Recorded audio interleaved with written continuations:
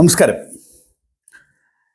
ഈ കുറച്ച് ദിവസങ്ങളായിട്ട് നമ്മളെല്ലാവരും ചർച്ച ചെയ്തുകൊണ്ടിരിക്കുന്ന ഒരു കാര്യമാണ്, വളരെ കേരളത്തിൽ പ്രത്യേകിച്ചും ഈ FCRA നിയമവും അതിൻ്റെ ഒരു ഇമ്പാക്റ്റ് ആർക്കൊക്കെ ഉണ്ടാവും എന്നതൊക്കെ പറ്റി വളരെ വലിയ ചർച്ചയാണ്. കാരണം ഇതൊരു മൈനോറിറ്റി ഗ്രൂപ്പിനെ ടാർഗറ്റ് ചെയ്യുന്നു എന്നൊക്കെ പറഞ്ഞ് ഇവിടെ എനിക്ക് തോന്നുന്നു ഇവൻ പൊളിറ്റിക്കൽ പാർട്ടീസിൻ്റെ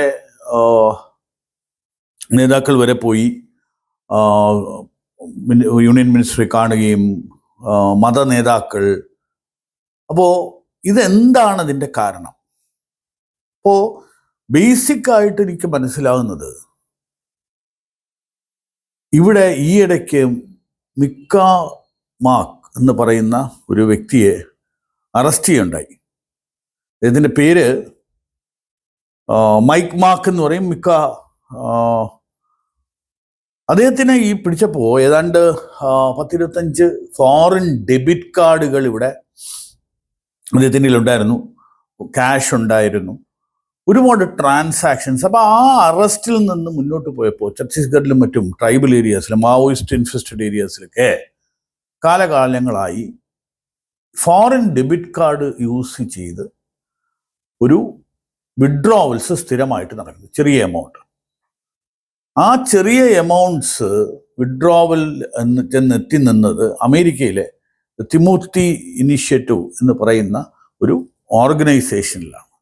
ഈ തിമോത്തി ഇനീഷ്യേറ്റീവ് വളരെ ഒരു ഇവാഞ്ചലിസ്റ്റ് അല്ലെങ്കിൽ ഒരു ഇവാഞ്ചലിസത്തിന് വേണ്ടി എല്ലാ വില്ലേജിലും ഒരു പള്ളി വേണം എന്ന് മിഷൻ സ്റ്റേറ്റ്മെൻറ്റ് അവരുടെ വെബ്സൈറ്റിൽ പറഞ്ഞിട്ടുള്ള ഒരു ഓർഗനൈസേഷനാണ്, ഒരു പാസ്റ്റർ ക്രിയേറ്റ് ചെയ്തൊരു ഓർഗനൈസേഷൻ. അപ്പോൾ ഇത് ഭാരതത്തിലും ഈ തിമോത്തി ഇനീഷ്യേറ്റീവ് TTI എന്ന് പറയുന്നത് തിമോത്തി ഇനീഷ്യേറ്റീവ് ഇവിടെ വർക്ക് ചെയ്യുന്നുണ്ട്.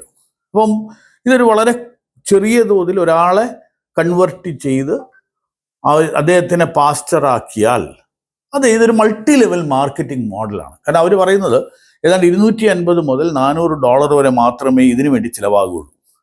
ഒരാൾ മറ്റേ ആളെ കൊണ്ടുവരുന്നു. അപ്പോൾ ഇതൊരു വലിയ തോതിൽ ഏതാണ്ട് 26 ലക്ഷം ആളുകളെ ഓൾറെഡി ഇവർ മതം മാറ്റിക്കഴിഞ്ഞു ആഗോളതലത്തിൽ. അവർ വളരെ ക്ലിയർ ആണ് എന്താണ് അവർ ചെയ്യാൻ പോകുന്നത്. അപ്പോൾ ഡെഫിനറ്റായിട്ട് ഈ തിമോത്തി ഇൻസ്റ്റിറ്റ്യൂട്ട് ഭാരതത്തിലെ FCRA നിയമം അനുസരിച്ച് രജിസ്റ്റേർഡ് ഒരു ഓർഗനൈസേഷൻ അല്ല. അപ്പോൾ ഈ രജിസ്റ്റേർഡ് ഓർഗനൈസേഷൻ അല്ലാത്തത് കൊണ്ട് ഇവർ ചെയ്യുന്ന എന്താ, ട്രൂയിസ്റ്റ് ബാങ്ക് എന്നൊക്കെ പറയുന്ന അമേരിക്കയിലുള്ളൊരു ബാങ്കിൽ നിന്ന് ഒരേ ബാങ്കിലെ ഒരു വിവിധ തരം ഡെബിറ്റ് കാർഡുകൾ യൂസ് ചെയ്ത് പല അക്കൗണ്ടിൽ നിന്ന് ഇവിടെ ചെറിയ പണം വിഡ്രോ ചെയ്യുക. ഏതാണ്ട് 95 കോടിയോ 96 കോടിയോ രൂപ ആ ഒരു ഇനീഷ്യേറ്റീവിൽ ആ ഒരു ഇതിൽ തന്നെ മാറ്റിമറിച്ചിട്ടുണ്ട്. ഇത് വിഘടനവാദ പ്രവർത്തനത്തിന് മതം മാറ്റത്തിനൊക്കെ പറയുന്ന രീതിയിൽ ഇപ്പോൾ അവലംബിച്ചുകൊണ്ടിരിക്കുന്ന ഒരു രീതിയാണ്. കാരണം ഇവിടെ ടൂറിസ്റ്റ് ഒക്കെ വരുമ്പോൾ അവർക്ക് അത്യാവശ്യം എടുക്കാൻ ക്യാഷ്, അതാണ് ഈ ഡെബിറ്റ് കാർഡ്. ഇത് മോണിറ്റേർഡ് അല്ല. ഇതിൻ്റെ പ്രോസസ്സിങ് മുഴുവൻ നടക്കുന്ന വിദേശത്താണ്. വിദേശ ബാങ്കുകളുമായി ഇന്ത്യൻ ബാങ്കിനുള്ള അറേഞ്ച്മെന്റ് കൊണ്ടാണ് ആ കാർഡ് യൂസ് ചെയ്ത് ഭാരതത്തിൽ പൈസ എടുക്കാൻ പറ്റുന്നത്. ഇതിനെ അവർ വളരെ വിദഗ്ധമായി യൂസ് ചെയ്തു. അപ്പോൾ ഇതിനെന്താ FCRA ആയിട്ട് ബന്ധം? നാച്ചുറലി ഇങ്ങനെയുള്ള ട്രാൻസാക്ഷൻസ് ട്രാക്ക് ചെയ്യാനും അതും ഒരു വിദേശ പണം കൊണ്ടുവരുന്ന ഒരു മെത്തഡോളജി ആണെന്നും ഈ നിയമത്തിനിടയിൽ കൊണ്ടുവരണം എന്നൊക്കെയുള്ളതാണ് ആലോചന. അപ്പോൾ ഇത് വളരെ ശക്തമായ ചിന്ത ഉളവാക്കി FCRA നിയമം എന്തിനെ ഘനപ്പെടുത്തണം, അതിനെ എന്തിനാണ് കുറെ കൂടെ കംപ്ലയൻസ് ഓറിയന്റഡ് ആക്കണം. ഇവിടെ പലരും പറയുന്നത് ഇതൊരു ഡ്രാക്കോണിയൻ സാധനമാണ്. ആ ഡ്രാക്കോണിയൻ ആയിട്ടുള്ള ഈ ലോ വന്നു കഴിഞ്ഞാൽ അസറ്റ്സ് മുഴുവൻ പോകും. ആ അസറ്റ്സ് പോകുന്നത് കൊണ്ട് ഇത് മൈനോറിറ്റീസിനാണ് കൂടുതൽ ഉദ്ദേശിച്ച് ചെയ്യുന്നത് എന്നൊക്കെയുള്ള ഒരു തരം നറേറ്റീവാണ് ഇവിടെ നമ്മൾ ക്രിയേറ്റ് ചെയ്യുന്നത്. അപ്പോൾ നമുക്ക് എന്താ അത് പരിശോധിച്ച് നോക്കാം. എന്തിനാണ് ഈ പണം വരുന്നത്? ഈ പണം വരുന്നത് charitable activity, public welfare activity. ഇതിനകത്ത് നമ്മൾ 12A രജിസ്ട്രേഷൻ വേണം, അതായത് ഇൻകം ടാക്സിൻ്റെ രജിസ്ട്രേഷൻ വേണം. അതുപോലെ തന്നെ നീതി ആയോഗിൻ്റെ രജിസ്ട്രേഷൻ വേണം. ഇങ്ങനെയുള്ള രജിസ്ട്രേഷനൊക്കെ എടുത്തിട്ടാണ്. അപ്പോൾ ഇതൊക്കെ രജിസ്ട്രേഷൻ വേണമെങ്കിൽ, എസ്പെഷ്യലി ഇൻകം ടാക്സിൻ്റെ നിയമം അനുസരിച്ച് ഒരു രജിസ്ട്രേഷൻ വേണമെങ്കിൽ ഇത് ഒരു പർട്ടിക്കുലർ റിലീജിയനോ അല്ലെങ്കിൽ ക്ലാസ് ഓഫ് ആളുകൾക്കോ അങ്ങനെ ഒരു വേർതിരിവ് കാണിക്കാൻ പറ്റില്ല.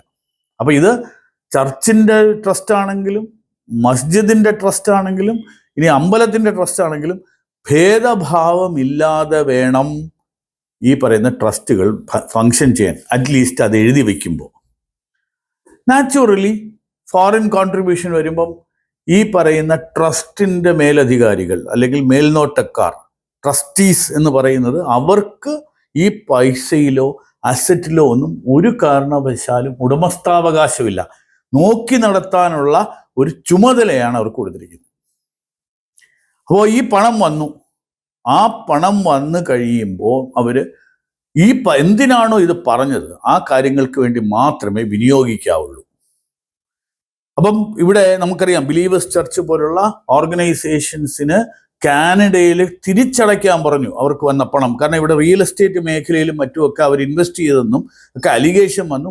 കാനഡയിൽ അവർ എത്രയാണോ ചാരിറ്റിക്ക് വേണ്ടി കൊടുത്തത് ആ പണം തിരിച്ചടയ്ക്കാനുള്ള വിധിയുണ്ടായി. അത് അടച്ചു എന്നാണ് എനിക്ക് തോന്നുന്നത്. അപ്പം ഇങ്ങനെയുള്ള ഒരു ഗ്രൂപ്പുകൾ ഈ പണം വിനിയോഗിക്കുന്നതിന് ശക്തമായ ഒരു നിയന്ത്രണം ഉണ്ടാക്കി. അഥവാ ഇങ്ങനെ ചെയ്തിട്ടില്ല വെച്ചാൽ എന്ത് പറ്റും? ഈ പറഞ്ഞ അവരുടെ അസറ്റ്സ്, ഈ FCRA നിയന്ത്രണത്തിൽ ഉണ്ടായിരുന്ന അസറ്റ്സ് കോൺഫിസ്കേറ്റ് ചെയ്യും, ഗവൺമെന്റിലേക്ക് പോകും.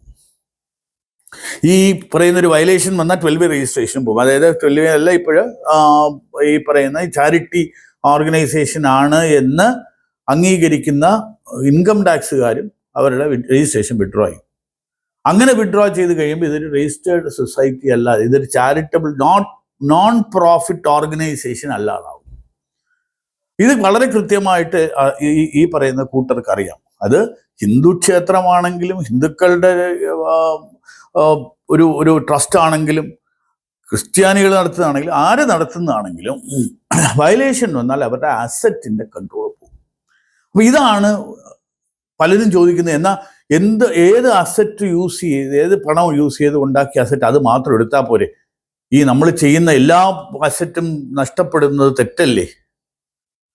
അപ്പം ഇത് ഗവൺമെന്റിന്റെ ഒപ്പീനിയനിൽ ഈ പറയുന്ന ട്രസ്റ്റീസ് അത്ര യോഗ്യരല്ലാത്ത ആളുകളാണ് എങ്കിൽ അവരുടെ രജിസ്ട്രേഷൻ ക്യാൻസൽ ചെയ്യും. ഇതൊക്കെ ഒരുപാട് മിസ്യൂസ് ചെയ്യപ്പെടാൻ സാധ്യതയില്ലേ? എല്ലാം ശരി തന്നെയാണ്.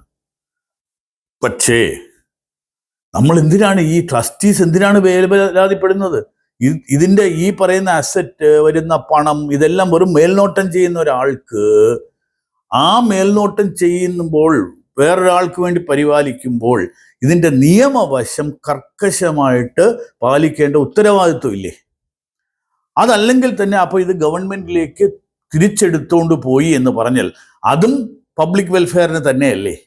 അപ്പോൾ എന്തെങ്കിലും രീതിയിൽ പണം കൈപ്പറ്റിയിട്ടുണ്ട്, നാട്ടുകാരുടെ പണം പിരിച്ചു, ആ പണം പിരിച്ചതിന് നികുതി ഇല്ലാതായി, അപ്പം 30% ടാക്സ് ഇല്ല എങ്കിൽ ആ ടാക്സിൻ്റെ ഒരു എമൗണ്ട് ഗവൺമെന്റിനും സ്റ്റേക്ക് ഹോൾഡിംഗ് ഉള്ളതാണ്. ആ സ്റ്റേക്ക് ഹോൾഡിംഗ് ഉൾപ്പെടെയുള്ള കാര്യം. അപ്പം ഗവൺമെന്റിന് സ്റ്റേക്ക് ഉണ്ട്. ഇത് വല്ലവരും വിശ്വസിച്ച് കൊടുത്ത പണമാണ്. ആ പണം വിനിയോഗിക്കുന്നതിൽ എന്തെങ്കിലും ഒരു അലക്ഷ്യമുണ്ടായിട്ടുണ്ടെങ്കിൽ, കംപ്ലയൻസ് നടത്തിയിട്ടില്ല എങ്കിൽ, ഈ പറയുന്ന ഇവർ നടത്തുന്ന പ്രസ്ഥാനം അല്ലെങ്കിൽ അവരുടെ അസറ്റ് പബ്ലിക്, നമ്മൾ ഗവൺമെന്റ് എന്ന് പറയുന്നത് നമ്മൾ തന്നെയാണ്, ബൈ ദ പീപ്പിൾ, ഇതിലേക്ക് കണ്ടുകെട്ടപ്പെടും എന്ന് പറയുന്നതിനകത്ത് എന്ത് അന്യായമാണുള്ളത് എന്ന് എനിക്ക് മനസ്സിലാക്കാൻ പറ്റുന്നില്ല.